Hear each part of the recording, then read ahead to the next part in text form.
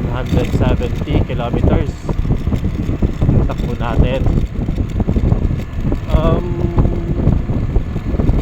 Dapat sana nasa braking period pa lang tayo, pero tinry ko talaga na patakbuhin siya ng more than sa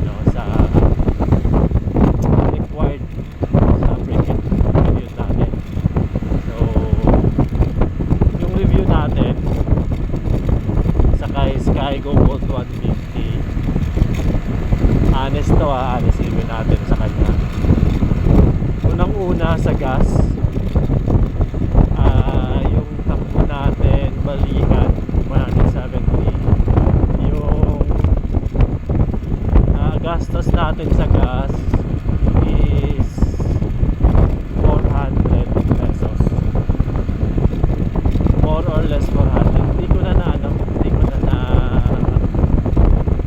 tawag dito, na check talaga, pero yung pera ko kahapon is 500 eh.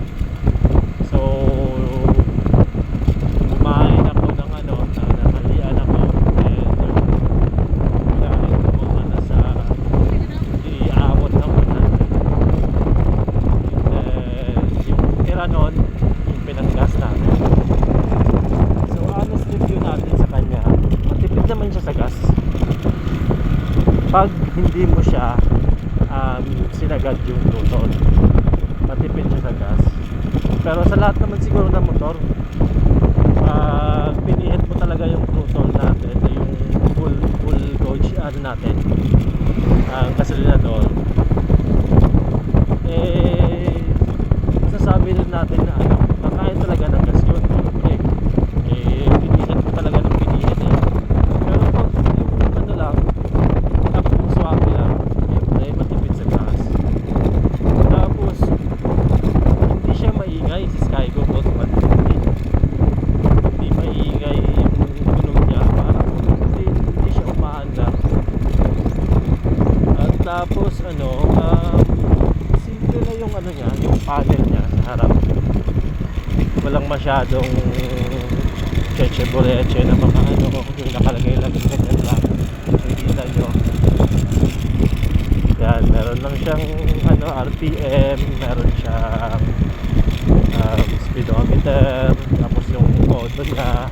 Tapos dito sa kaliwa meron tayong fuel indicator, tapos yung tawag dito volt indicator natin.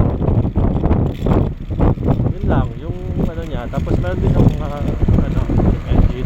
Wala, after niya wala na. Tapos si Bolt 150 siya, keyless, but meron siyang physical key. Malobat yung natin, yung keyless natin, pwede mong magamit yung physical key mo.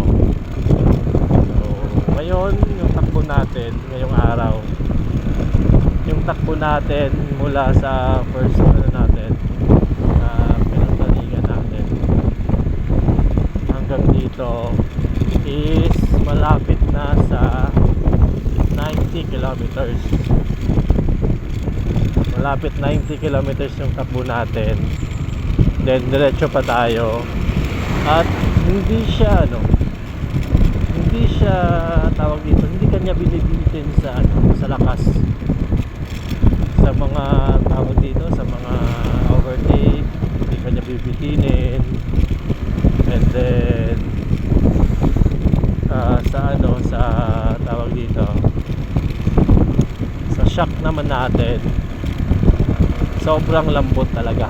Malambot yung shock, rear shock ni rear suspension ni Skygo Bolt 150. Tapos yung sa harap, malambot din yung telescopic shock niya. Yung review ko naman sa kanya, sa yung mga minimal lang siguro ito yung na yung sa tingin ko normal lang to, kasi nasa braking period pa tayo. Tinry ko siyang patakbuhin ng full throttle. Nakatakbo ako ng 110 yung speed ko. Bigla siya